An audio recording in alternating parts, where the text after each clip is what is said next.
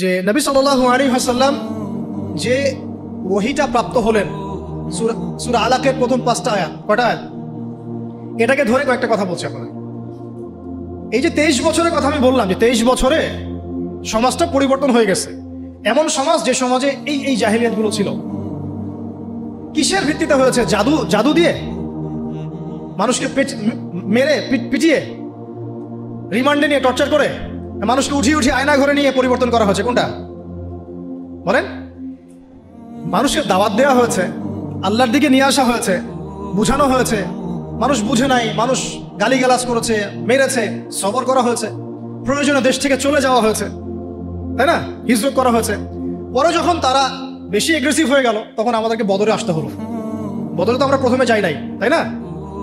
রাষ্ট্র যখন কায়েম করেছে তারপরে গিয়েছে। রাষ্ট্র কায়েম করার আগে তো আমরা বদরে যাই নাই। এখন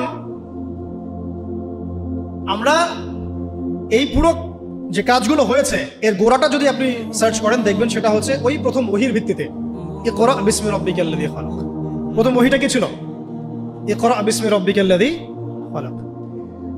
আজকে একটু সময় নিয়ে আমি আয়াতগুলো আপনাদেরকে বোঝাচ্ছি। অনেক জায়গায় সময় পাই না, পরিবেশ পাই না। আমার কাছে মনে হচ্ছে এখন বলার মতো পরিবেশ আছে, তাই বলছি। ধৈর্য আছে আপনাদের?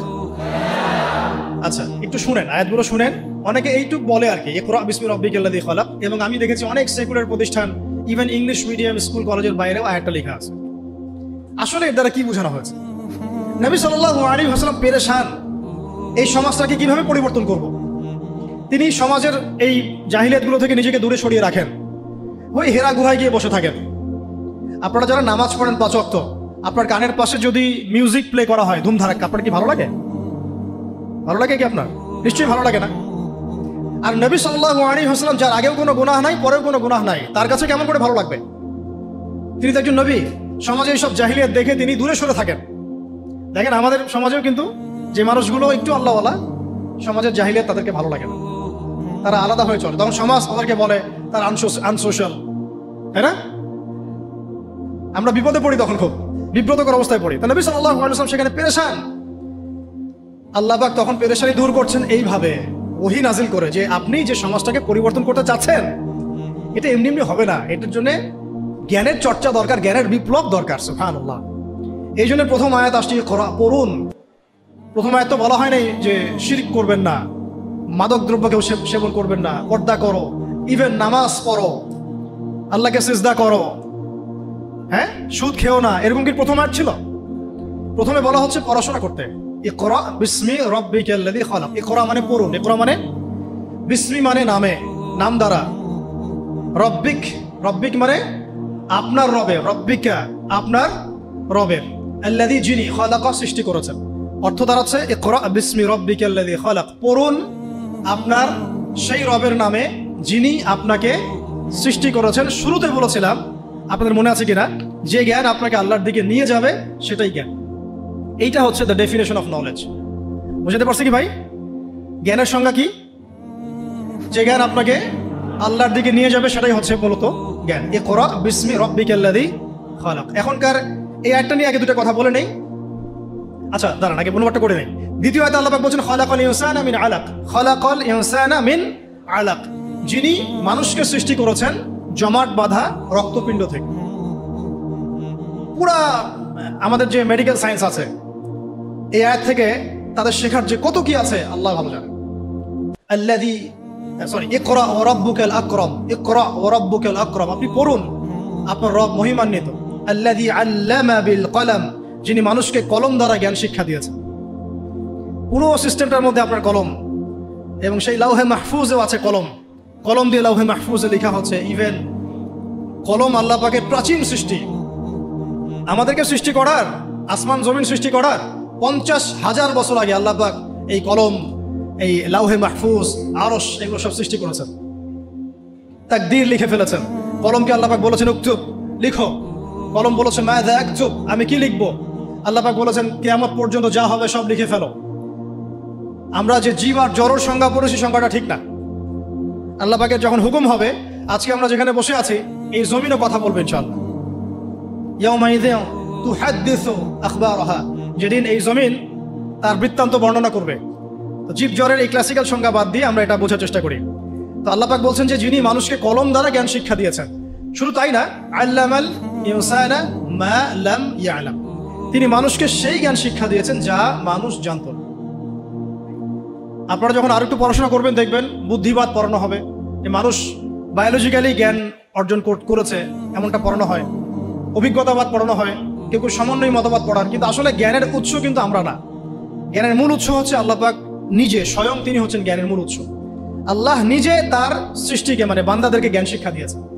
দলিল আরেকটা আছে, আদম আলাইহিস সালামকে সৃষ্টি করার পরে আল্লাহ পাক কিন্তু বলেছিলেন ওয়াল্লামাল আদামা আসমাআ কুল্লাহা, আল্লাহ রাব্বুল আলামিন আদম আলাইহিস সালামকে তার পক্ষ থেকে সব নাম শিক্ষা দিয়েছেন। সুবহানাল্লাহ। জ্ঞানের মূল উৎস কে তাহলে? আচ্ছা, এখন এই 5টা আয়াত যখন নাজিল হলো, অর্থগুলো তো মোটামুটি জানলেন। ইকরা বিসমি রাব্বিকাল্লাযী খালাক, পড়ুন আপনার সেই রবের নামে যিনি আপনাকে সৃষ্টি করেছেন। খালাকাল ইনসানা মিন আলাক, যিনি মানুষকে জমাট বাঁধা রক্তপিণ্ড থেকে সৃষ্টি করেছেন। ইকরা ওয়া রাব্বুকাল আকরাম, পড়ুন আপনার রব মহিমান্বিত। আল্লাযী আল্লামা বিল কলম, যিনি মানুষকে কলম দ্বারা জ্ঞান শিক্ষা দিয়েছেন। আল্লামাল ইনসান মা লাম ইয়ালাম, মানুষকে সেই জ্ঞান শিক্ষা দিয়েছেন যা মানুষ জানতো না। এই যে গল্পের জার্নি বিগিন সেখান থেকে। এরপরে 23 বছর পরে আপনি মক্কার দিকে তাকান, দেখবেন সেখানে কোনো শিরক নাই, আছে? কোনো রিবা নাই, আছে? কোনো মাদক নাই, কোনো মেয়ের অবমাননা, ইভেন কোনো জুয়া, ধর্ষণ, বিচ্ছিন্ন দু একটা ঘটনা ঘটতে পারে, কোনো গোত্রীয় হানাহানি, কিচ্ছু নাই। কত বছর? 23 বছর। জার্নিটা কোথা থেকে শুরু হলো? হেরা গুহা থেকে। কোন আয়াত থেকে? ইকরা, পড়ুন থেকে। এখন আপনারাও সব স্টুডেন্ট, আপনারাও পড়ছেন, মাশাআল্লাহ 15 বছর হয়ে গেছে। আমরাও পড়েছি, আমারও 15 বছর চলে গেছে। এর আগেও অনেক জেনারেশন পড়েছে, তাদেরও শত শত বছর চলে গেছে। কিন্তু নবী সাল্লাল্লাহু আলাইহি ওয়াসাল্লামের মতো জ্ঞান দিয়ে সমাজ পরিবর্তন করতে পেরেছে কতজন? বা কেউ কি পেরেছে? আদৌ কি কোনো জাতি এসেছে যারা সেই জ্ঞান দিয়ে পুরো সামাজিক সমস্ত সমস্যার সমাধান টানতে পারে? তাহলে এখান থেকে আমাদেরকে বুঝতে হবে আমাদের জ্ঞানের দৈন্যতা কোন কোন জায়গায় আছে। বুঝতে পারছেন কি কিছুটা? আমরাও তো ট্রাই করলাম, বিগত 50 বছর হলো স্বাধীনতার, রেজাল্টটা কি? সামাজিক ইম্প্যাক্টটা কোথায়? ইম্প্যাক্ট এইখানে, নামাজ, রোজা, হজ, যাকাত, বাস। ইভেন যাকাতও এখন খুব একটা মানুষ দেয় না, ইল্লা মাশাআল্লাহ। বেশিরভাগ মানুষ কিন্তু যাকাত দেয় না। নামাজ পড়ে যারা, তারাও অনেকে যাকাত দেয় না। কিন্তু ইসলামের অন্যান্য যে বিধানগুলো আছে, এই বিধানগুলোর কয়টা সমাজে বাস্তবায়িত হয়েছে? একটাও কি হয়েছে? আসলে একটাও হয়নি। এখন যদি আপনি আমাকে বলেন যে ভাই আপনাকে আমি উপদেষ্টা বানাই দিলাম, এখন তো উপদেষ্টা ফেসবুকে হয় আর কি। তো এখন যাই হোক, যোগ্যতা থাক না থাক, এমপি টেমপি হয় মানুষ, ওইদিকে আসবো আমি, ফিনিশিংটা ওইদিকেই দিব ইনশাআল্লাহ। একটু ধৈর্য ধরেন, শেষ করতেছি। দৈন্যতাটা দেখাবো, দৈন্যতা কোথায়, দৈন্যতাগুলো কোথায়।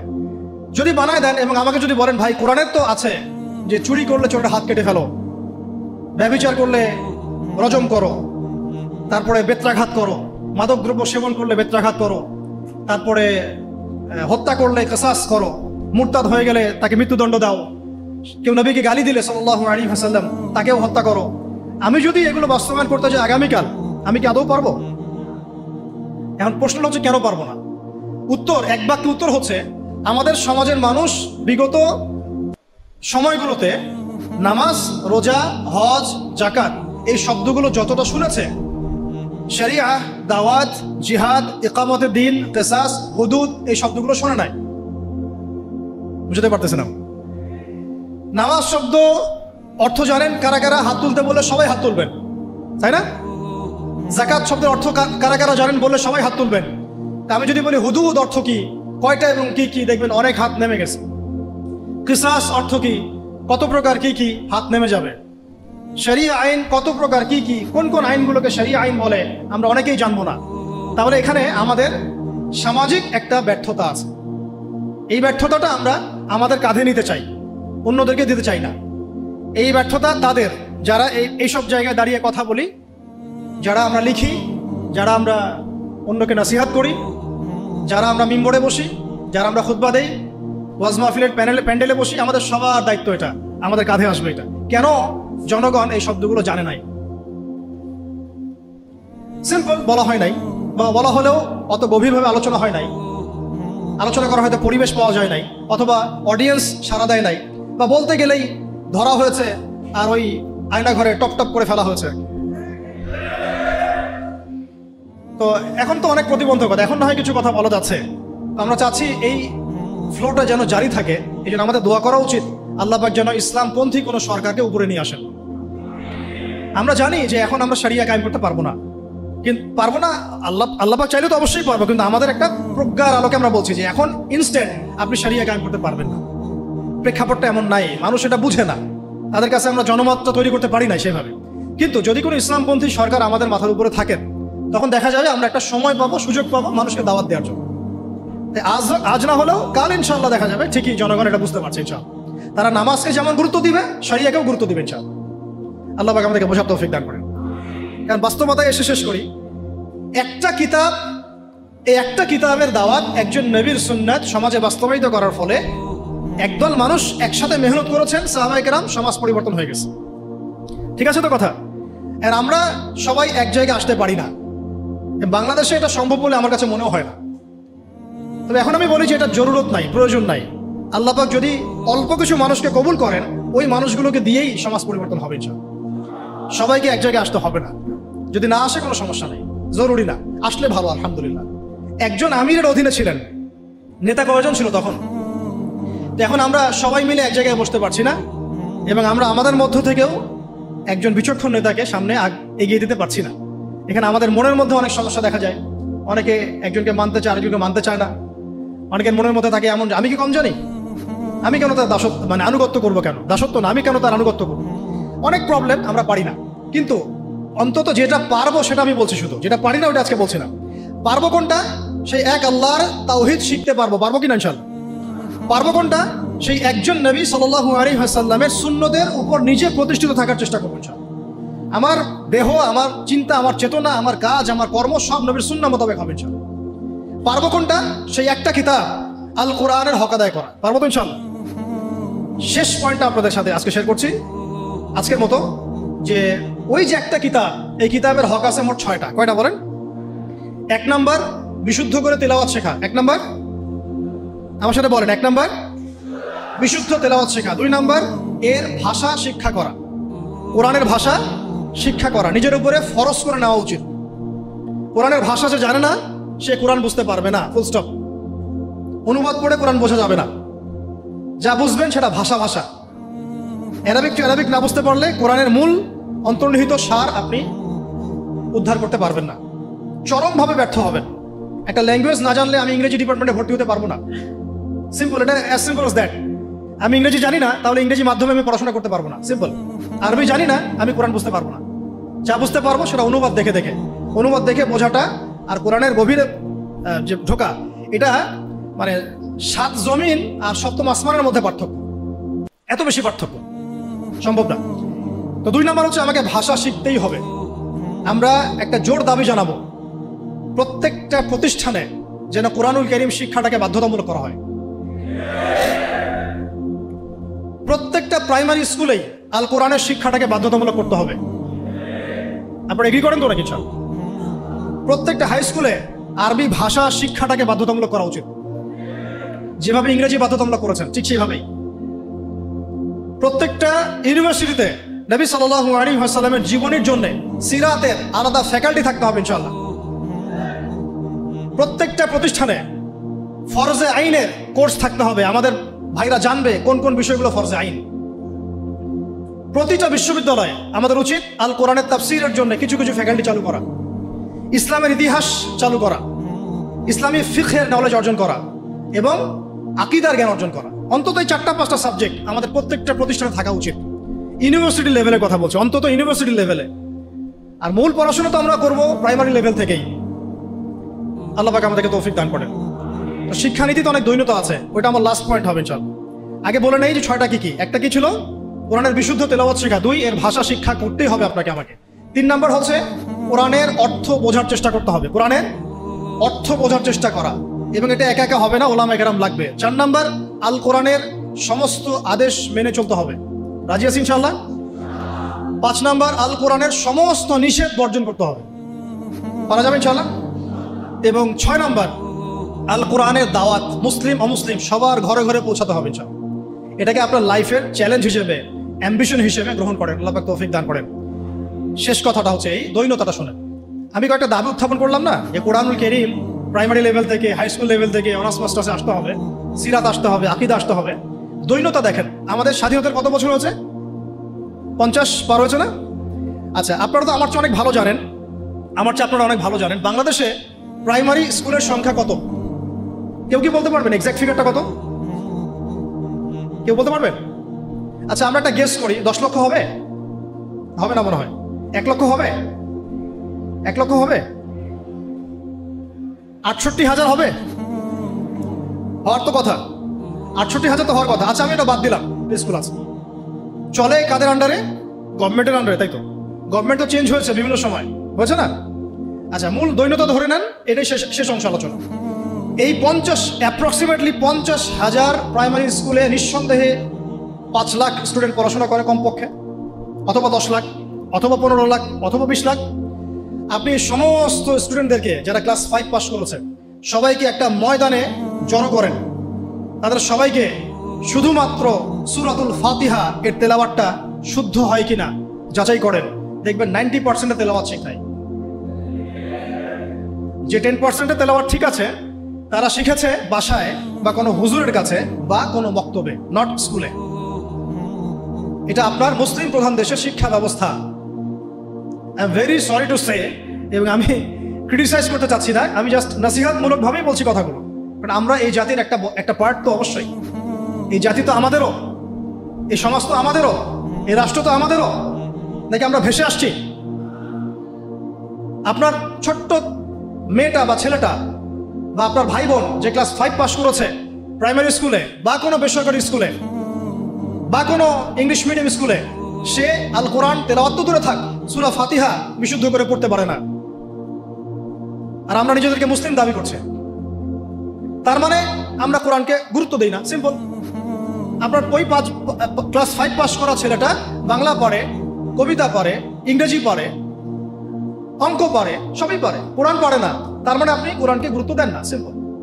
কোরআন আপনার কাছে 4th সাবজেক্ট, আমার কাছে 4th সাবজেক্ট। মুসলিম প্রধান দেশের শিক্ষা সিস্টেম। আমরা অনেক কথা বলছি, উপদেষ্টা, এই প্যানেল, সেই প্যানেল, কমিশন। শিক্ষা কমিশন নিয়ে কোনো আলোচনা হচ্ছে না, শিক্ষা কমিশনটা গঠন করা হচ্ছে না, সেই প্রাচীন কমিশন আবার ইম্পোজ করার চেষ্টা করা হচ্ছে। অথচ শিক্ষা হচ্ছে জাতির মেরুদণ্ড। আমার মেরুদণ্ডই ঠিক নাই, আমি ব্যাংকিং সিস্টেম কিভাবে চেঞ্জ করব? খালি মদের বোতল চেঞ্জ করলে হবে, নাকি নতুন বোতলে পুরাতন মদ খাওয়াতে চাচ্ছেন? কোনটা? এটাই তো। মদের বোতল চেঞ্জ করলে হবে? আমরা কি নতুন কোনো বোতলে সেই পুরাতন মদ খেতে চাই? এবার আসেন, এই 50,000 প্রতিষ্ঠানের স্টুডেন্টদের কথা বাদ দেন, তাদেরকে যারা পড়ায় সেই সমস্ত শিক্ষকদেরকে একটা জায়গায় বসান। এই সমস্ত শিক্ষকদের কোরআন তেলাওয়াত চেক করেন, এদের 90%, তাদের 90% কোরআন বিশুদ্ধ করে তেলাওয়াত করতে পারে না। তারা আপনার বাচ্চার শিক্ষার দায়িত্ব নিয়েছে। আমার বাচ্চাকে এমন একজন টিচার পড়ায় যে আল্লাহর কিতাব পড়তে পারে না, যে মুসলিম। আমি অমুসলিমদের কথা বলছি না, এখানে কোনো অমুসলিমদের কিনা আলোচনা হচ্ছে না, ঠিক আছে? সরায় দেন। এবার আসেন হাই স্কুল, সংখ্যা কত? দেখবেন লাখ লাখ। হাই স্কুলের সব স্টুডেন্টদেরকে বসান, একজন একজন করে চেক করেন, দেখবেন এদের মধ্যেও মিনিমাম 80% কোরআন তেলাওয়াত করতে পারে না। তার হাই স্কুলে পড়াশোনা করেছে 8 থেকে 10 বছর, 8 থেকে 10 বছর, প্রায় লক্ষ লক্ষ টাকা খরচ করা হয়েছে, সময় দিয়েছে, তারা পরিশ্রম করেছে, পরীক্ষার পর পরীক্ষা, এক সেমিস্টার আরেক সেমিস্টার, এক টার্ম আরেক টার্ম, কোচিং, প্রাইভেট, অ্যাসাইনমেন্ট, এইটা সেইটা, কোরআন তেলাওয়াত করতে পারে না। আর আমরা আইএমএ জাহিলিয়াতকে চেঞ্জ করতে চাচ্ছি, অথচ আমি দেখালাম চেঞ্জটা হয়েছে ইকরা বিসমি রাব্বিকাল্লাযী খালাক দিয়ে। জার্নি এখান থেকে শুরু হয়েছিল। এমন কোনো সাহাবী আপনি খুঁজে পাবেন না যিনি কোরআন তেলাওয়াত করতে পারেন না। এমন কোনো সাহাবী আপনি পাবেন না যিনি কোরআনের অর্থ বুঝেন না। এমন কোনো সাহাবী পাবেন না যিনি কোরআনের আদেশ নিষেধ মানেন না, দাওয়াতের কাজ করেন না। এবার এই হাই স্কুলের সব বাচ্চাদেরকে সরায় দেন, সরায় দিয়ে সব টিচারদেরকে বসান। হাই স্কুলের যারা টিচার তাদের মধ্যে ম্যাক্সিমামই 70% তো হবেই আমার ধারণা যারা কোরআন তেলাওয়াত করতে পারেন না। ইভেন সূরাতুল ফাতিহা আপনাদের শুদ্ধ না, সূরা ফাতিহা শুদ্ধ না। আপনারা লক্ষ লক্ষ স্টুডেন্টের ভবিষ্যৎ বিনির্মাণের দায়িত্ব নিয়ে বসে আছেন, কোরআন তেলাওয়াত করতে পারেন না। আপনি কোরআনকে গুরুত্ব দেন না। ইলমের মূল যে সোর্স, জ্ঞানের মূল যে উৎস, তার সাথে আপনার কোনো তাল্লুক সম্পর্ক নাই, কিন্তু আপনি জাতির শিক্ষক, বেতন পাচ্ছেন, ভাতা পাচ্ছেন, কোনো কোনো ক্ষেত্রে আপনি পেনশন পাচ্ছেন, ইত্যাদি ইত্যাদি। একটু উপরে যাই, এই যে বলেছিলাম শেষে একটু চেপে ধরবো আর কি, এটা চেপে ধরার সময় খুব বেশি হয়ে যাচ্ছে নাকি? প্র্যাকটিক্যাল কিছু কথা, শেষ 5 মিনিট ইনশাআল্লাহ। এরপরে একটু উপরে যাই, আপনারা কোন লেভেলে আছেন? অনার্স। অনার্স লেভেলে বাংলাদেশের প্রতিষ্ঠান নিশ্চয়ই হাজারের কম না, হ্যাঁ? রিনাউন্ড প্রতিষ্ঠান, স্ট্যাবলিশড। তাদের সমস্ত স্টুডেন্টের মধ্যে ছেলে আছে, মেয়ে আছে, সবাইকে একটা মাঠের মধ্যে বসা সবাইকে একজন একজন করে ইন্ডিভিজুয়ালি অনলি সূরা ফাতিহার তেলাওয়াত শোনা, অনলি সূরা ফাতিহা। আমি কিন্তু আল কোরআনের পুরা অনুবাদের কথাও বলি নাই, তাফসীরের কথাও বলি নাই, অর্থের কথাও বলি নাই, কিছুই বলি নাই। দেখবেন এর মধ্যে মিনিমাম 60% তেলাওয়াত সহিহ না, করতেই পারে না, দাঁত ভেঙে যাচ্ছে। সে পড়াশোনা করছে 15 থেকে 16 বছর ধরে, আরো বেশি হতে পারে, আরো বেশি হবে। এখানে 10 বছর, এখানে 2, 18, এদিকে 20, 18 থেকে 20। আমরা মুসলিম প্রধান দেশে থাকি, এটা আমাদের শিক্ষা ব্যবস্থার অবস্থা। এবং আমরা আবার মানে চাইও যে আল্লাহর জমিনে দিন কায়েম হোক। আমরাই আবার চাই যে আল্লাহর জমিনে দিনটা কায়েম হোক। আর যে বাকিরা পারে তারা কোথায় শিখেছে? হয় কোনো মাদ্রাসায়, হয় কোনো মক্তবে, অথবা ইন্ডিভিজুয়ালি কোনো ওস্তাদের কাছে। নট একাডেমিক্যালি, নট ইনস্টিটিউশনালি, যেখানে সে পড়ে সেখানে সে শিখে নাই। তার সাবজেক্ট এটা নাই, তার সাবজেক্টে 12টা সাবজেক্ট আছে তার। যে একটা সাবজেক্ট নিয়ে অনার্স পড়ে, আপনারও তো 6টা সাবজেক্ট আছে ফ্যাকাল্টিতে, আছে না? ওই সাবজেক্টের মধ্যে কোরআন নাই, তাফসীর বলিনি আমি, অর্থ বলি নাই, হিফজও বলি নাই, ভাষাও বলি নাই, কোরআনের সাহিত্যের কথা বলি নাই, শুধু বলেছি কোরআন তেলাওয়াতটুকু নাই। আপনারা কি দাবি করেন যে আপনারা মুসলিম প্রধান দেশে থাকেন? এটা একটা চরম সেকুলার স্টেট, এটা ইসলামিক স্টেট নয়, এটা একটা চরম রকমের সেকুলার স্টেট, যেখানে নামাজ, রোজা, হজ, যাকাত, তাসবিহ, তাহলিলের মধ্যে ইসলামকে সম্বন্ধ করা হয়েছে। শিক্ষা, অর্থনীতি, রাজনীতি, সংস্কৃতি, এগুলো থেকে ইসলামকে মাইনাস করে দেওয়া হচ্ছে। এটাই জাতির সবচেয়ে বড় দুঃখ, সবচেয়ে বড় দুর্দশা। আল্লাহ পাক আমাদেরকে বোঝার তৌফিক দান করেন।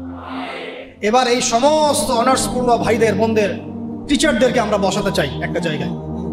এটা কল্পনা করছি আর কি, অঙ্ক করি মনে মনে। বসান, একজন একজন করে আপনি চেক করেন। তারা বাংলায় পারদর্শী থাকবে, সাধারণ জ্ঞান তারা জানবে, সাম্প্রতিক বিশ্ব তাদের মুখস্থ থাকবে, তারা কেউ কেউ বিসিএস ক্যাডার হবেন, আরো বড় হতে পারেন। ইংরেজি একদম ফ্লুয়েন্টলি বলে দিবেন, আমি যে লেকচার দিলাম সেটা ইংরেজিতে অনুবাদও করতে পারবেন। এবং রাষ্ট্রীয় বড় বড় দায়িত্বে তারা থাকবেন, বেতন পাবেন, ভাতা পাবেন, বাড়ি গাড়ি পাবেন। বাট আপনারা অন্তত 50% তাদের কোরআন তেলাওয়াত করতে পারেন না। আপনারা লক্ষ লক্ষ তরুণ প্রজন্মের মেরুদণ্ড গড়ার কারিগরের দায়িত্ব নিয়েছেন কোরআন ছাড়াই, কোরআনের সাথে কোনো রকম সম্পর্ক ছাড়াই। হ্যাঁ, ওই বয়সে গিয়ে অনেকে হয়তো চিল্লা দিচ্ছেন, তাবলীগে সময় দিচ্ছেন, বা কোনো মসজিদে যাচ্ছেন, কোনো হুজুরকে ধরছেন, ধরে শিখছেন। তাদের সংখ্যা 0.111%, 0.0011%, খুবই কম।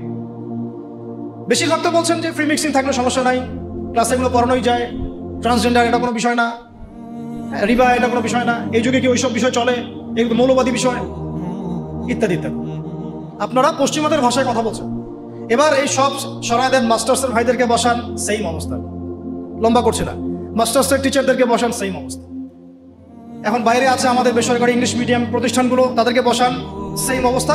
কিন্তু কোনো কোনো ক্ষেত্রে দেখা যায় তাদের মধ্য থেকে কোরআনের হাফেজ বের হয়েছে। এমনও ইংলিশ মিডিয়াম স্কুল আছে, আমি নিজেও একসময় কাজ করেছি। আমাদের পড়াশোনার ব্যাকগ্রাউন্ড তো এগুলোই ছিল আর কি। ওখানেও দেখতাম অনেক হাফেজ আছে, হচ্ছে, প্রাতিষ্ঠানিকভাবে হচ্ছে অথবা বেসরকারিভাবে হচ্ছে বা ব্যক্তিগত উদ্যোগে হচ্ছে। তো ইংলিশ মিডিয়াম প্রতিষ্ঠানগুলোকে বসান, সেম সেম অবস্থা দেখবেন। অন্যান্য সরকারি কারিকুলামের বাইরে যারা বেসরকারি স্কুল করেছে তাদেরকে বসান, দেখবেন সেম অবস্থা। বেসরকারি স্কুল, বেসরকারি কলেজ, বেসরকারি ইউনিভার্সিটি, সেম অবস্থা। তাদের বড় বড় গর্জিয়াস প্রতিষ্ঠান আছে, বিশাল বিশাল ক্যাম্পাস, বিশাল বিশাল জমি, কোরআন নাই। ইল্লাল কোরআন, কুল্লু শাই মওজুদ, সবকিছু মওজুদ আছে, ইল্লাল কোরআন, কোরআন ছাড়া। যেটা আছে এটা এতই কম, এটা আই ওয়াশ শোডাউন করা ছাড়া কিছু না। এটা আই ওয়াশ করা যে আমি কিছুটা কোরআন পড়াই। আমাদের ওস্তাদ একটা কথা বলেন, আমাদের ওস্তাদের কথা বলছি, ওস্তাদ হচ্ছেন আমাদের বাইতুল মোকাররমের বর্তমান খতিব। তিনি একটা কথা বলেন যে মানুষ, এটা আমাকে বলেছেন পার্সোনালি, অন্যদেরকে বলেছেন এটা আমি জানি না, যে মানুষ যে বিষয়টাকে গুরুত্ব দেয় তার জন্য মানুষ সময় ঠিকই বের করে নেয়। মানুষ যে বিষয়টাকে গুরুত্ব দেয় তার জন্য মানুষ সময় ঠিকই বের করে নেয়। ফোন চালাতে তো আমাকে বলা হচ্ছে না, আমি টাইম বের করে নিচ্ছি। বড় বড় ক্ষেত্রে গার্লফ্রেন্ডকে সময় দিতে আমাকে বলা হচ্ছে না, আমি টাইম বের করে নিচ্ছি। আমি ইউটিউবিং করতে টাইম বের করে নিচ্ছি, আমি ব্যবসার জন্য টাইম বের করছি, রাজনীতি করার জন্য টাইম বের করছি, কোরআন শেখার জন্য আমার টাইম হচ্ছে না। তার মানে আমি কোরআনকে, সিরাতকে, হাদিসকে, ইসলামের প্র্যাকটিক্যাল বিষয়গুলোকে আমি এতটা মূল্যায়ন করছি না। As simple as that. তো উস্তাদের একটা কিতাব আমার হাতে আছে, জাস্ট একটা বলে দেই, কয়েক সেকেন্ড লাগবে। প্রত্যেক ভাই যারা আজকে লেকচার শুনছেন, যারা তালেবে ইলম মানে জ্ঞানের ছাত্র, আমরা আলেম হওয়ার কথা বলছি না, আমরা বলছি শুধু তালেবে ইলম হয়ে যান, মানে জ্ঞানের ছাত্র হয়ে যান। যারা জ্ঞানের ছাত্র হতে চান, যে আমি একটু জ্ঞান শিখবো, আমি একটু ছাত্র হব, এই বইটা মাস্ট বি পড়বেন। বইটার নাম হচ্ছে তালেবান ইলম পথ পাথেয়। এই তালেবান মানে তালেবান ভাই না, আবার আফগানিস্তানের তালেবান ভাইদের কথা বলা হচ্ছে না। তালেব মানে হচ্ছে কি? ছাত্র, অনুসন্ধানকারী। তালেব মানে কি? অনুসন্ধানকারী, মানে যে জ্ঞান শিখতে চায়। তালেবান ইলম, ইলমের তালেব যারা, জ্ঞানের অনুসন্ধানী যারা, তাদের জন্য পথ পাথেয়। এত চমৎকার একটা কিতাব, যেটা একবার পড়তে শুরু করলে আপনার কাছে মনে হবে শেষ না করে না উঠে। কিতাবটা বাসায় সংগ্রহ করে পড়ার চেষ্টা করেন। চল, বাংলাদেশের সৌভাগ্য, বাংলাদেশে বাইতুল মোকাররম তার মতো মানের একজন খতিব পেয়েছে, আলহামদুলিল্লাহ। আমরা এটাই চাই যে এভাবেই ইসলামের একটা প্রসার ঘটতে থাকে, এতে করে আগামী 5 বছর 10 বছর পরে যে বাংলাদেশ আপনারা দেখবেন, সেটা দেখে অবশ্যই পশ্চিমারা আমাদের দিকে তেড়ে আসবে। আমরা চাচ্ছি আসুক ইনশাআল্লাহ। আল্লাহ রাব্বুল আলামিন সর্বপ্রথম যখন আদম আলাইহিস সালামকে দুনিয়াতে পাঠান, সর্বপ্রথম যে মসজিদ নির্মিত হয়েছে সেটা হলো কাবা। কোন মসজিদ? একটু লাইভলি থাকবেন তাহলে বুঝতে পারবেন। এই কাবা নির্মাণের 40 বছর পর দ্বিতীয় যে মসজিদটা নির্মিত হয়েছে সেটা হলো আল আকসা। কত বছর পরে? মাত্র 40 বছর। এই আল আকসাই পৃথিবীর ইতিহাসের দ্বিতীয় মসজিদ। অগণিত নবী রাসূল এখানে জন্ম নিয়েছেন, এই বাইতুল মুকাদ্দাসে এখানে বেড়ে উঠেছেন। এই জায়গা কেন্দ্র করে তারা বিশ্বকে শাসন করেছেন, দাওয়াতি কাজ করেছেন, আল্লাহ তাওহীদের বাণী প্রচার করেছেন। এই আল আকসাই হচ্ছে নবী ইব্রাহিম আলাইহিস সালামের হিজরতের জায়গা। আমি শুধু মূল পয়েন্টসগুলো টাচ করছি, বিস্তারিত আপনারা পড়ে নেবেন। এই আল আকসাই হচ্ছে নবী ইব্রাহিম আলাইহিস সালামের হিজরতের জায়গা। তিনি থাকতেন ব্যাবিলনে, ইরাকের বাবেল শহরে। সেখান থেকে মূর্তি পূজারী পরিবার ত্যাগ করে তিনি চলে গিয়েছিলেন এই আল আকসায়, জেরুজালেমে। ওই জায়গাকে তখন বলা হতো শাম। এখন ওই জায়গাকে শামই বলা হয়, কিন্তু এখন শাম বলতে আমরা বেসিক্যালি সিরিয়াকে বুঝি। কিন্তু আসলে শাম শব্দ দিয়ে এই সিরিয়া শুধু না, প্যালেস্টাইন, লেবানন, জর্ডান, সিরিয়া পুরো জায়গাটাই শামের অন্তর্ভুক্ত। আগে ওই জায়গাকে বলা হতো কেনান। কি বলা হতো? কেনান। তো ইব্রাহিম আলাইহিস সালাম যখন সেখানে হিজরত করেন, সেখানে তাকে কেন্দ্র করে একটা প্রশস্ত নববী, মানে আদর্শ তাওহীদের প্রতিষ্ঠা, একটা নববী রুহানি পরিবেশ গড়ে ওঠে। এবং নবী ইব্রাহিম আলাইহিস সালামের দুজন স্ত্রী ছিলেন, সারা আলাইহিস সালাম এবং হাজারা আলাইহিস সালাম। সারা আলাইহিস সালাম তার সাথে ওখানে থাকতেন, ওই কেনানে, অর্থাৎ বাইতুল মুকাদ্দাসের কাছাকাছি। আর আরেক স্ত্রী হাজারা আলাইহিস সালাম থাকতেন এই মক্কায়, কাবায়, যাকে কেন্দ্র করে এখানে একটা সভ্যতা গড়ে ওঠে, যেটা আপনারা জানেন ইসমাইল আলাইহিস সালামের কুরবানি। এবং এই বংশেই নবী সাল্লাল্লাহু আলাইহি ওয়াসাল্লামের একজন দাদা আছেন, তার নাম হলো আদনান। আবু তো আদনান না, আদনান। এবং এই আদনান কেন্দ্র করে ওখানে আদনানি আরব বলে একটা ট্রাইব চালু আছে। ওখানে আরবের অনেকগুলো ধারা আছে, আরবে আরিবা, আরবে বাইদা, আরবে মুস্তারিবা। এভাবে আস্তে আস্তে একটা পর্যায়ে গিয়ে আদনানি আরব একটা দেখা যায়। এই বংশের একজন মানে মহাপুরুষের নাম হলো ইসমাইল আলাইহিস সালাম। এই বংশেরই ইসমাইল আলাইহিস সালাম থেকেই আস্তে আস্তে আস্তে আস্তে এদিকে আসে। আর এই আদনানি আরব যারা, তাদের বংশেই শেষ নবী মুহাম্মদ সাল্লাল্লাহু আলাইহি ওয়াসাল্লামের জন্ম হচ্ছে। কারণ এই বংশেই হচ্ছে বনু হাশেম এবং কোরাইশদের মধ্যে একটা ট্রাইব বনু হাশিমের মধ্যে আমাদের প্রিয় নবী মুহাম্মদ রাসূলুল্লাহ সাল্লাল্লাহু আলাইহি ওয়াসাল্লামের জন্ম হয়েছে। তো এখন যদি কেউ বলে আদনানি গোষ্ঠী, কথাটা ভালোভাবে নিতে হবে, তাই না? একটা রেফারেন্স পাওয়া গেল। আচ্ছা, তো এখানে একটা ট্রাইব দেখছি আমরা মক্কায়, আরেকটা ট্রাইব দেখছি আমরা কেনানে, যেটাকে আমরা বলছি বাইতুল মুকাদ্দাস। ওইখানে ইব্রাহিম আলাইহিস সালামের আরেক সন্তান বেড়ে উঠতে লাগলেন, তার নাম হচ্ছে ইসহাক আলাইহিস সালাম। ইসহাক আলাইহিস সালামের যে সন্তান, তার নাম হলো ইয়াকুব আলাইহিস সালাম। আর ইয়াকুব আলাইহিস সালামের আরেকটা নাম হচ্ছে ইসরাঈল। ইয়াকুব আলাইহিস সালামের আরেক নাম হলো ইসরাঈল, এবং এই ইসরাঈল নাম থেকেই পরবর্তীতে এই বংশের নাম হয়েছে বানু ইসরাইল। ঠিক আছে, এই বানু ইসরাইলের মধ্যে আল্লাহ পাকের প্রেরিত বেশিরভাগ নবী এসেছেন। বলা হয় 1,24,000, কোনো জায়গায় পাওয়া যায় 2,24,000। কোরআনে আছে 25 জন নবীর নাম। স্পেসিফিকলি কত আল্লাহ ভালো জানেন। আল্লাহ পাক বলেছেন ওয়ালিকুল্লি কওমিন হাদ, আমি প্রত্যেক কওমেই হেদায়েত দেওয়ার জন্য নবী রাসূল প্রেরণ করেছি। এটার সংখ্যা আল্লাহ পাক জানেন, আমরা জানি না। তবে এতটুকু জানি বেশিরভাগ নবী রাসূল এসেছেন এই বনু ইসরাইলের মধ্যে। এখন এটাই সেই জায়গা যেখানে বনু ইসরাইলরা বেড়ে ওঠে, তাদের সভ্যতা বিকাশ লাভ করে। এবং বনু ইসরাইলকে আল্লাহ পাক একটা ওয়াদা দিয়েছিলেন, তোমরা যদি ভালো থাকো ওয়া ইন আহসানতুম আহসানতুম লিআনফুসিকুম ওয়া ইন আসাতুম ফালাহা। আল্লাহ পাক ওয়াদা করছেন, তাদেরকে আরো ওয়াদা করছেন যে ওয়া ইন উদ্তুম উদনা, মানে সহজ কথায় তোমরা যদি ভালো থাকো এই জায়গায় তোমাদের সাথে ভালো বিহেভ করা হবে। তোমরা যদি এই ফিলিস্তিন এই অঞ্চলটাতে ভালোভাবে বসবাস করতে চাও, আল্লাহর আদেশ মেনে চলতে পারো, তোমাদেরকে ভালোভাবেই রাখা হবে। কিন্তু তোমরা যদি উদ্ধত আচরণ করো, তোমাদেরকে এখান থেকে আমি বের করে দেব। এটা আল্লাহ পাকের সুন্নাহ। ওয়ালান তাজিদা লিসুন্নাতিল্লাহি তাবদীলা, আল্লাহ পাকের এই সুন্নতের মধ্যে কোনো ব্যত্যয় থাকবে না। এই প্রতিশ্রুতি তাদেরকে দেওয়া হবে এবং তারা সেখানে থাকতে লাগলো। প্রথমে তারা বেশ ভালোই ছিল এবং তারা কিন্তু তখন মুসলিমই ছিল, কারণ তারা আল্লাহ পাকের আনুগত্য করতেন। প্রত্যেক নবী ইহুদি ছিল না, তারা ছিল মুসলিম। এই যে একটা কথা অনলাইনে চলে আসছে, হ্যাঁ কিছু যাক ওইভাবে বলতে চাচ্ছি না, হয়তো জানে না, না জানা হতে পারে, মানুষ নাও জানতে পারে। কোনো নবী রাসূল ইহুদি বলা যাবে না, তারা মুসলিম ছিলেন, কারণ তারা আল্লাহ পাকের দাসত্ব করতেন, ইখলাসের সাথে আত্মসমর্পণ করতেন। আর যে আল্লাহর সামনে আত্মসমর্পণ করে তাকে আমরা মুসলিম বলি। তা আমরা নবী রাসূলদেরকে বলবো না এভাবে তারা ইহুদি ছিলেন, না, তারা মুসলিম ছিলেন। তবে সভ্যতাটার নাম ছিল বনু ইসরাইল, বংশটার নাম ছিল বনু ইসরাইল। তো বনু ইসরাইল থেকে ইহুদি নাম কিভাবে হলো সেটাও আমি একটু পরে বলছি। এখন এই ইয়াকুব আলাইহিস সালামের বংশ বাড়তে লাগলো। আপনারা জানেন, সূরা ইউসুফ পড়ে দেখবেন, তার মোটামুটি 12 সন্তান হয়ে গেল। 12 সন্তানের মধ্যে এক সন্তানের নাম হলো ইউসুফ, আর তার ভাই যার নাম পাই আমরা বেনিয়ামিন, তাই না? নেতানিয়াহু না আবার, ঠিক আছে, বেনিয়ামিন। নামগুলো কেন মিলে যায় বুঝেন? তারা কিন্তু তাওরাত, ওল্ড টেস্টামেন্ট, নিউ টেস্টামেন্ট এগুলো ঘাটাঘাটি করে নাম তার আগে ওদের একটা ভিশন আছে, ওইদিকে আমরা পড়ে আসতেছি। তো এখন এই ইয়াকুব আলাইহিস সালামের যে কওম, যে ট্রাইব, তার যে সন্তানরা, ওই সৎ ভাইদের গল্প আপনারা জানেন, সূরা ইউসুফ বিস্তারিত পড়লে দেখবেন যে তারা দুর্ভিক্ষের কবলে পড়ে সেখান থেকে মিশরে আসে। মিশরে কিভাবে আসলো তারা?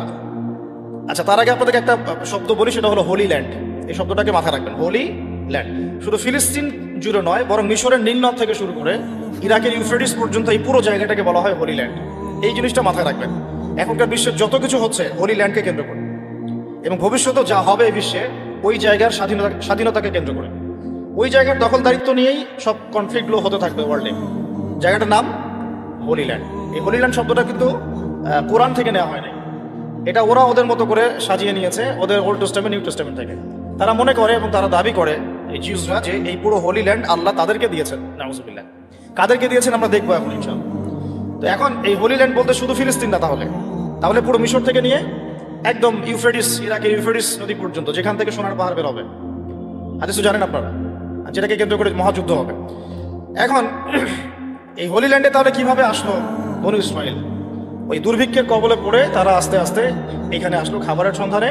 এখানে এসেই তখন ফেরোরা থাকতো। তো এই ফেরো আর মুসা আলাইহিস সালামের ফেরো কিন্তু এক না। তখন যারা থাকতো তাদেরকে বলা হতো হাইকাল গোষ্ঠী, আর কি, হাইকাল জনগোষ্ঠী। তো তারা মোটামুটিভাবে এত অত্যাচারী ছিল না, একটু ধর্মনিরপেক্ষ টাইপের ছিল, যে যার মতো ধর্ম পালন করবে, কোনো সমস্যা নেই, এরকম ফিলোসফি ছিল। এতে করে এই বনু ইসরাইল যখন এখানে আসে, ইউসুফ আলাইহিস সালামের ভাইরা, তারা মোটামুটি একটা জায়গা করে নেয়। আর তার ভাইরা কিভাবে আসলো এখানে এটা আপনারা জানেন।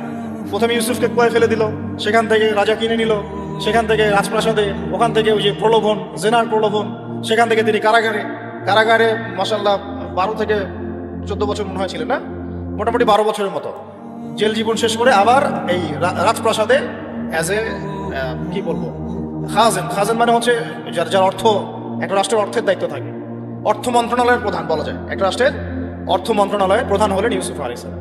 এই যে একটা লাইফের সার্কেল, এটাকে আল্লাহ পাক বলেছেন আহসানুল কসাস, তাই না? শব্দটা আহসানুল কসাস। তো এই উপন্যাস, সবচেয়ে শ্রেষ্ঠ উপন্যাস হলো ইউসুফ আলাইহিস সালামের এই জীবনীটা।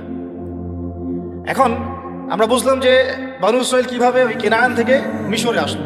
ইউসুফ আলাইহিস সালাম যখন এখানে পলিটিক্যাল পাওয়ারটা পেলেন, তখন তিনি বাবাকে নিয়ে আসলেন, মাকে নিয়ে আসলেন, ভাইদেরকে নিয়ে আসলেন, সবাইকে মাফ করে দিলেন। এখানে আবার বনু ইসরাঈলের আবাদি গড়ে উঠতে থাকলো। এভাবে আস্তে আস্তে বনু ইসরাঈল ছড়িয়ে যেতে লাগলো। মোটামুটি 100-200 বছর তারা এখানে খুব শান্তিতে ছিল, যতক্ষণ না এই হাইকেল জনগোষ্ঠীকে সরিয়ে দিয়ে ফেরাউনরা ক্ষমতা দখল করেছে। ফেরাউনরা আবার উগ্র, এরা আবার ওই রকম না, ওই মানে সেকুলার মাইন্ডেড না। ওরা দাবি করে যে আনা রব্বুকুমুল আ'লা, আমি তোমাদের মহান। এখানে আর ওই সুযোগ নাই ধর্ম পালনের। এবং তারা খুব বেশি অত্যাচার করতে পছন্দ করতো। আপনার কোরআন খুললেই দেখবেন প্রথম দিকে আছে ইউযাবিহুনা আবনাআকুম ওয়া ইস্তাহইউনা নিসাআকুম। বাচ্চাদেরকে জবাই করতো, ছেলেদেরকে জবাই করতো, মেয়েদেরকে জীবিত রাখতো। এদের আন্ডারে, এই ফেরাউনদের আন্ডারে থেকে বনু ইসরাঈলরা যে নির্যাতনটা, মানে স্লেভারি যে নির্যাতনটা সহ্য করেছে, এই সময়টা আমার ধারণা এই সময়টা তাদের সাইকোলজিক্যাল একটা পরিবর্তন হয়েছে। এটা আমার শুধু কথা না, ডক্টর রাগিব সার্জানি থেকে শুরু করে আলী মোহাম্মদ সাল্লাবি এই কথা বলেছে যে যখন তারা ফেরাউনের আন্ডারে থেকে এই টর্চার সহ্য করেছে প্রায় এরকম 100 বছর, 100 বছর একটা জাতি যখন এভাবে টর্চার সহ্য করতে থাকে, চোখের সামনে জবাই করে দেওয়া হচ্ছে বাচ্চাদেরকে, ছেলেদেরকে, মেয়েদেরকে ধর্ষণ করা, জীবিত রাখা, তখন এই স্লেভারির মধ্যে থাকতে থাকতে ওদের মধ্যে একটা অ্যারোগেন্সি চলে আসে। ঠিক ওই একই কাজটা কিন্তু ওরা এখন মুসলমানদের সাথে করতেছে। খেয়াল করে দেখেন, ওই জিনিসটার শিক্ষা তারা এই ফেরাউনদের কাছ থেকে পেয়েছে। বুঝতে পারছি আমি কথা কি? আচ্ছা, তো যাই হোক, এভাবে ফেরাউনদের আন্ডারে তারা থাকতে লাগলো এবং বনু ইসরাঈল দাসত্বের শৃঙ্খলে আবদ্ধ হলো। তারা দেখেন ওই জেরুজালেম থেকে এখানে দাসত্বের শৃঙ্খলে আবদ্ধ হওয়ার কারণ কি? আল্লাহ পাকের হুকুম আহকাম থেকে তারা সরে গিয়েছে। এবার আল্লাহ পাক আবারও তাদের প্রতি দয়া করলেন। কি দয়া করলেন? আল্লাহ পাক তাদেরকে আবার একজন নবী দিলেন। সেই নবীর নাম নবী মুসা আলাইহিস সালাম। কি নাম? মুসা আলাইহিস সালাম। তাদেরকে আবার এই জায়গা থেকে উদ্ধার করলেন। ইতিহাস বলতে চাচ্ছি না, আপনারা পড়েছেন, অনেকেই জানেন। কোরআনের পাতায় পাতায় ফেরাউন আর বনী ইসরাঈল, কিভাবে ফেরাউনকে ডুবে মারা হলো, কিভাবে বনী ইসরাঈলকে নিয়ে তিনি এখান থেকে বের হলেন। গিয়ে বনী ইসরাঈল ফেরাউনের হাত থেকে নাজাত পেয়ে যখন ফেরাউনের দলবল লোহিত সাগরে ডুবে মরলো, এরপরে কিন্তু মুসা আলাইহিস সালাম তার এই অনুসারীদেরকে নিয়ে এই জেরুজালেমের দিকে আবার যাচ্ছিলেন। মনে আছে? তারা 40 দিনের মধ্যে বাছুর পূজা শুরু করলো, মনে আছে না? 40 দিনের মধ্যে তারা বাছুর পূজা শুরু করলো। ওখানে সামেরি নামে একজন ব্যক্তি বের হলো, সে মানুষকে মূর্তি পূজা শেখানো শুরু করলো। ইউসুফ আলাইহিস সালামের সোনালী যুগ থেকে নিয়ে মুসা আলাইহিস সালাম এই পর্যন্ত এখানেও কিন্তু মোটামুটি 200-400 বছর চলে গেছে। এরপরে নাজাতপ্রাপ্ত বনী ইসরাঈল যাদের প্রতি আল্লাহ পাক রহম করলেন, তাদেরকে নিয়ে মুসা আলাইহিস সালাম এই ফিলিস্তিনের দিকে এগিয়ে যাচ্ছিলেন। যেতে যেতে আল্লাহ রাব্বুল আলামিন তাদেরকে একটা আদেশ করলেন যে ওই বাইতুল মুকাদ্দাসে এখন আমালেকা সম্প্রদায় বসবাস করছে। কোন সম্প্রদায়? এখন আমালেকের অনেক শক্তিশালী, খুবই ফিজিক্যালি স্ট্রং। তো তোমাদেরকে ওই জায়গা যদি এখন পেতে হয় তাহলে এদের সাথে জিহাদ করতে হবে। এই ঘটনাটা কিন্তু সূরা বাকারার শেষের পারার মধ্যে আছে, একদম শেষের দিকে। তো মুসা আলাইহিস সালামের জীবদ্দশায় এই জিহাদটা হয়নি। মুসা আলাইহিস সালামের জীবদ্দশায় এই আদেশটা এসেছিল, কিন্তু মুসা আলাইহিস সালাম তার অনুসারীদেরকে বলেছিলেন যে আল্লাহ পাক আমাদেরকে জিহাদ করে বাইতুল মুকাদ্দাস জয় করতে বলেছেন। তখন তার অনুসারী বনী ইসরাঈল বলেছিল, ইযহাব আনতা ওয়া রাব্বুকা ফাকাতিলা, তুমি আর তোমার রব গিয়ে যুদ্ধ করো, আমরা এখানে বসে থাকলাম। ওয়া ইন্না হাহুনা কাঈদুন। কোন বনী ইসরাঈলের কথা বললো? যাদেরকে আল্লাহ পাক একটু আগেই বিপদ থেকে উদ্ধার করে এখানে নিয়ে আসলেন। আর শর্ত আল্লাহর কি? ওয়া ইন উদ্তুম উদনা, ঠিক থাকলে ঠিক, বেঠিক থাকলে বেঠিক। তোমরা ঠিক থাকলে ঠিক থাকবো আমি। এখন তারা যখন যাচ্ছে, মুসা আলাইহিস সালামের জীবদ্দশা এটা হলো না। এরপরে আরো প্রায় 40 বছর আল্লাহ পাক ওদেরকে শাস্তি দিলেন। তিহ নামে একটা উপত্যকা আছে, এই উপত্যকায় আল্লাহ পাক তাদেরকে 40 বছর ঘুরিয়েছেন। সকালবেলা বের হতো, এক রাস্তায় যেত, সন্ধ্যাবেলা গিয়ে দেখতো আবার সেই রাস্তায় ফিরে আসছে, ঘুরতো তার উপত্যকায়। আল্লাহ পাক 40 বছর এই শাস্তি দিয়েছেন ওই আল্লাহ পাকের জিহাদের আদেশ লঙ্ঘন করার কারণে। ওই যে বলেছে ইযহাব আনতা ওয়া রাব্বুকা ফাকাতিলা ওয়া ইন্না হাহুনা কাঈদুন, সূরা মাইদা পড়ে দেখেন। এই আদেশটা লঙ্ঘন করার কারণে আল্লাহ পাক এভাবে শাস্তি দিয়েছেন। 40 বছর চলে গেল। এরপরে তারা আবার চিন্তা করলো যে আমরা ইস্তেগফার করে আল্লাহ দিকে ফিরে আসি। আল্লাহ পাক তৌফিকও দিলেন। আল্লাহ পাক তাদের কাছে আরো একজন নবী পাঠালেন, যার নাম হচ্ছে কি নাম? না, হারুন না, ইউশা বিন নুন। মাশাআল্লাহ, ভেরি গুড, ইউশা বিন নুন। তো ইউশা বিন নুন যখন নবী হলেন, তখন তারা আবার দাবি করলো যে আমাদেরকে জিহাদের পারমিশন দেন আল্লাহর কাছ থেকে, আমরা যুদ্ধ করে আমালেকা সম্প্রদায়কে বের করে দিই, আমরা বাইতুল মুকাদ্দাস জয় করব। দেখেন ইতিহাস কত ঘুরছে ওই জায়গাকে কেন্দ্র করে আর কি। এটা অক্টোবর মাসের ঘটনা না, এটা ঘটনা প্রায় 5000 বছর পুরাতন একটা হিস্ট্রি এটা। তারপরে ওই নবী বলছেন যে আল্লাহ যদি আদেশ করেন তোমরা কি আবার পৃষ্ঠ প্রদর্শন করবে না? তো তারা বলছে না, আমরা কেন পালিয়ে যাব? আমাদের সন্তানদেরকে হত্যা করা হচ্ছে, ইত্যাদি ইত্যাদি, বাড়িঘর থেকে উচ্ছেদ করা হচ্ছে, আমরা কেন জিহাদ করবো? ওয়া মা লানা আল্লা নুকাতিলা ফি সাবিলিল্লাহ ওয়া ক্বাদ উখরিজনা মিন দিয়ারিনা ওয়া আবনাইনা, সূরা বাকারার শেষের দিকে বললেন। তো এখন আল্লাহ পাক যখন আদেশ করলেন, তখন তারা বলছে আমরা এই নেতাকে মানি না। আল্লাহ পাক একজন নেতা নিযুক্ত করলেন, যার নাম হচ্ছে তালুত। যার নাম তালুত। তো তালুতকে তারা মানতে চাচ্ছে না, কারণ কিভাবে তালুত নেতা হতে পারে? ওর তো সম্পদও নাই, ওর তো স্ট্যাটাসও নাই। আমাদের মানে পরিবেশে নেতা হওয়ার মানদণ্ড যা, সম্পদ থাকতে হয়, স্ট্যাটাস থাকতে হয়। আল্লাহ পাক বললেন যে আমি তাকে দুটো গুণ দিয়েছি, নেতৃত্বের আমি তাকে স্পেশাল দুটো গুণ দিয়েছি। ওয়াজাদাহু বাসতাতান ফিল ইলমি ওয়াল জিসমি, আল্লাহ পাক তাকে জিসম এবং ইলম দিয়েছেন। সুবহানাল্লাহ। নেতৃত্বের গুণাবলী কি পেলাম আমরা এখন? জিসম মানে ফিজিক্যালি সুস্থ থাকতে হবে এবং শারীরিকভাবে শক্তিশালী হতে হবে এবং ইলম থাকতে হবে। তো এখন এসবের দরকার হয় না, দরকার হয় এখন খালি দরকার হয় তার চরিত্র ফুলের মতো পবিত্র। That's all. যাই হোক, ওইদিকে যাচ্ছি না। আর কিছু বিষয় নিয়ে কথা বলার রুচি হয় না আমার, এটা তার মধ্যে একটা আর কি। তো এখন আসুন, ইউসুফ বিন নুনের আন্ডারে তালুত সেনাবাহিনী নিয়ে এগিয়ে গেলেন বাইতুল মুকাদ্দাসের বনে। তো বাইতুল মুকাদ্দাসকে জয় করার জন্য আল্লাহ পাক পরীক্ষা নিলেন যে এই নদী পার হওয়ার জন্য একটা শর্ত, নদী পার হবে, পানি খেতে পারবে না, যারা পানি পান করবে তারা আমার সাথে যুদ্ধ করতে পারবে না। তো তাফসীরে কিতাবে আসছে যে মাত্র 313 জন পানি পান করে নাই, বাকি সবাই পানি পান করছে। মাত্র 313 জন পানি পান করে নাই, বাকি সবাই পানি পান করছে। এখন তালুত এই 313কে নিয়ে এগিয়ে গেলেন বাইতুল মুকাদ্দাসের দিকে। যুদ্ধ চলতে লাগলো। যুদ্ধের মধ্যে দাউদ আলাইহিস সালাম ছিলেন সেনাবাহিনীতে একজন, তখন তার বয়স মাত্র 15-16 হবে। তো ওই দিক থেকে আসছেন একজন সেনা, আমালেকা সম্প্রদায়ের, তার নাম জালুত। সে খুবই শক্তিশালী, একজনই একাই সে 10 জনের সাথে লড়তে পারে। এদিক থেকে মাত্র একজন ছোট কিশোর দাউদ আলাইহিস সালাম, যিনি তালুতের সেনাবাহিনীর মধ্যে আছেন। উনি কিন্তু এখনো নবী নন, ঠিক আছে, উনি কিন্তু এখনো নবুয়ত পান নাই, সেনাবাহিনীর মধ্যে আছেন। একটা গুলতি নিক্ষেপ করে তালুতের এক চোখকে তিনি ফুটা করে ফেললেন। জালুতের এক চোখে ফুটা করে ফেললেন কে? দাউদ আলাইহিস সালাম। দাউদ আলাইহিস সালাম মাত্র একটা গুলতি দিয়ে, জালুতের বর্ম পরা ছিল, শুধু চোখ দেখা যাচ্ছিল, ওই চোখ বরাবর নিশানা করে তার চোখটাকে ফুটা করে ফেললেন। এতে করে জালুত মারা গেল। জালুতের মৃত্যু দেখে ওই আমালেকা সম্প্রদায় ভয়ে কাঁপতে লাগলো। মাত্র 313 নিয়ে তালুত এই বাইতুল মুকাদ্দাস জয় করলেন। বাইতুল মুকাদ্দাস জয় করার দিনে আসরের ওয়াক্ত হয়ে যাচ্ছিল, সূর্য ডুবে যাচ্ছিল।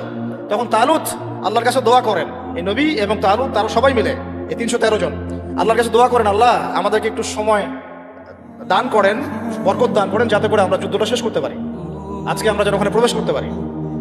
আল্লাহ রাব্বুল আলামিন সুবহানাল্লাহ এই সূর্যের ঘূর্ণনটাকে থামিয়ে দিলেন। ইতিহাসে এটা একবার হয়েছে, কোরআন সাক্ষী আছে, হাদিসে সাক্ষী আছে, দলিল আছে। এটা কিন্তু দাজ্জালের সময় হবে কিনা আল্লাহ ভালো জানেন, কারণ তখন কিন্তু প্রথম দিনটা 1 বছরের সমান। কিভাবে একটা দিন 1 বছরের সমান হতে পারে আমাদেরকে ভাবতে হবে। তো এটা হয়েছে হিস্ট্রিতে একবার, সূর্যের ঘূর্ণন আল্লাহ থামিয়ে দিয়েছেন, তারা যুদ্ধ করেছে, বাইতুল মুকাদ্দাস জয় করেছে। কারা এরা? এরা বানু ইসরাইল, তালুতের বাহিনী, ইউসুফ বিন নুনের উত্তরসূরি, এবং এইখানে আছে দাউদ আলাইহিস সালাম। তারপরে দাউদ আলাইহিস সালাম সেখানে নবী হলেন। তার আগে বনু ইসরাইল ভালোভাবেই চললো, কোনো সমস্যা করে নাই। এরপরে দাউদ আলাইহিস সালাম যখন ক্ষমতায় আসলেন, নবুয়ত পেলেন, তাকে 40 বছর আল্লাহ পাক ওই জায়গা থেকে বিশ্ব শাসন করার অধিকার দিয়ে দিলেন। তাহলে বাইতুল মুকাদ্দাস এবং আল আকসার ওই জায়গা থেকে 40 বছর বিশ্ব শাসন করেছেন দাউদ আলাইহিস সালাম। এবং তার শাসনটা এত সমৃদ্ধ ছিল যে তিনি যখন জাবুর তেলাওয়াত করতেন, তখন এই যে পাখি, মাছ, এগুলো সবাই কাছাকাছি চলে আসতো শোনার জন্য। আল্লাহ পাক তাকে স্পেশাল অনেকগুলো ক্ষমতা দিয়েছেন, যেমন লোহা, তামা, এগুলোর উপর একটা কর্তৃত্ব দিয়েছেন। যেভাবে ইচ্ছা তিনি এটাকে ঘুরাতে ফেরাতে পারতেন, অস্ত্র শস্ত্র বানাতে পারতেন। আল্লাহ পাক অনেক মর্যাদা দিয়েছেন তাকে, দাউদ আলাইহিস সালামকে। আর দাউদ আলাইহিস সালাম সম্পর্কে আরেকটা হাদিস আপনাকে বলে দেই যে আদম আলাইহিস সালাম কিন্তু তার সন্তানদের সবাইকে দেখেছেন, সব সন্তান থেকে তার সামনে আমাদের সবাইকে দেখেছেন তিনি। আপনি আপনি আপনি আমি সবাই, সবার মানে প্রতিবিম্ব এবং শেপ, পিঁপড়ার আকৃতিতে আল্লাহ রাব্বুল আলামিন তার সামনে উপস্থাপন করেছিলেন। এবং এটা তিনি সবাইকে দেখেছেন, এবং একজনকে দেখে তার খুব পছন্দ হয়েছে, খুব ভালো লেগেছে, মিষ্টি, খুব ভালো লেগেছে, আকর্ষণীয়। জিজ্ঞাসা করেছেন, আল্লাহ আমার এই সন্তানের নাম কি? আল্লাহ পাক বলেছেন তার নাম দাউদ। তার হায়াত কত? আল্লাহ পাক বলছেন 60 বছর। তখন তিনি বলছেন আদম আলাইহিস সালাম, আল্লাহ আমার হায়াত থেকে 40 বছর তাকে দিয়ে। দাউদ আলাইহিস সালাম 100 বছর বেঁচে ছিলেন। দাউদ আলাইহিস সালাম সম্পর্কে আরেকটা আয়াত আছে কোরআনে, এটা স্পেশাল। আল্লাহ পাক দুজনকেই, মাত্র 2 জন নবীকে আল্লাহ পাক কোরআনে খলিফা বলেছেন। যদিও প্রত্যেক নবী আল্লাহর খলিফা, প্রত্যেক ন্যায়পরায়ণ শাসক আল্লাহর খলিফা, কিন্তু আল্লাহ পাক স্পেশালি 2 জন নবীকে খলিফা বলে সম্বোধন করেছেন। একজন হচ্ছেন আদম আলাইহিস সালাম, আরেকজন দাউদ আলাইহিস সালাম। এগুলো মিলাবেন। খলিফার কাজ আমি অনেকদিন বলেছি, খলিফার কাজ হচ্ছে ইন্না জাআলনাকা খলিফাতান ফিল আরদ, আমি তোমাকে পৃথিবীতে খলিফা করেছি। ফাহকুম বাইনান নাসি বিল হক, মানুষের মাঝে হকের মানদণ্ডে বিচার ফয়সালা করো। ন্যায় বিচার করা হচ্ছে খলিফার কাজ। যে সমাজে ন্যায় বিচার করে সে আল্লাহর খলিফা, যে করে না সে শয়তানের খলিফা। সিম্পল। ফাহকুম বাইনান নাসি বিল হক ওয়া লা তাত্তাবি'ল হাওয়া, নিজের প্রবৃত্তির অনুসরণ করো না। ইউদিল্লাকা আন সাবিলিল্লাহ, তাহলে আল্লাহর পথ থেকে এটা তোমাকে সরিয়ে নিয়ে যাবে। ইন্নাল্লাযীনা ইউদিল্লুনা আন সাবিলিল্লাহ লাহুম আযাবুন শাদীদ, যারা আল্লাহ পাকের পথ থেকে বিচ্যুত হয়ে যায় এদের জন্য মর্মান্তিক শাস্তি অপেক্ষা করছে। বিমা নাসু ইয়াউমুল হিসাব, যেহেতু কিয়ামতের হিসাবের দিনটা ওরা ভুলে গেছে। দাউদ আলাইহিস সালামের পরে সাকসেসফুলি আরো 40 বছর এই বিশ্বটাকে শাসন করেছেন ফ্রম জেরুজালেম তার ছেলে সুলাইমান আলাইহিস সালাম, এবং তার শাসনটা তার বাবার চেয়ে আরো সুপিরিয়র ছিল। এমন শাসন, এমন সভ্যতা যেটা পৃথিবীর ইতিহাসে না কখনো ছিল, না এখন আছে, না কখনো হবে, না কখনো হবে। এমনকি ঈসা ইবনে মারিয়ামের সময়ও না, যিনি সামনে 40 বছর খেলাফা ওখান থেকে কায়েম করবেন, তখনও না। কারণ তিনি দোয়া করেছেন, রব্বি হাবলি মুলকান লা ইয়ানবাগি লি আহাদ, আল্লাহ আমাকে এমন এক রাজত্ব দেন যেটা আপনি আর কখনো কাউকে দেন নাই, দিবেন না। কে দোয়া করেছেন এটা? সে ভাষা বুঝতেন, পিঁপড়ার ভাষা বুঝতেন, তার আদেশে জিনরা কাজ করতো। জিনদেরকে বলতেন সমুদ্রে ডুব দিয়ে মণিমুক্তা নিয়ে আসো, বের করতো। এমন একটা প্রাসাদ নির্মাণ করেছেন যেখানে পা ফেললে মনে হচ্ছে যে সমুদ্রে পা ফেলছে, এত স্বচ্ছ। সাবার রানীর সিংহাসন তুলে নিয়ে আসলেন মুহূর্তের মধ্যে, চোখের পলক ফেলতেই সিংহাসন হাজির। এরকম সভ্যতা, টেকনোলজি আবিষ্কার হয়নি, ইনশাল্লাহ হবে। যতই মঙ্গল গ্রহে যাওয়ার স্বপ্ন দেখাক নাসা, এগুলো সম্ভব না।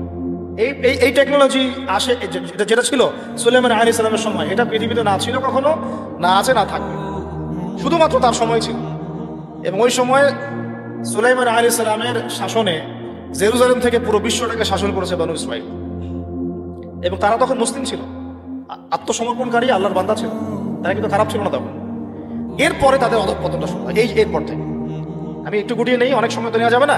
এরপর থেকে অধঃপতনটা শুরু হয়। কিরকম?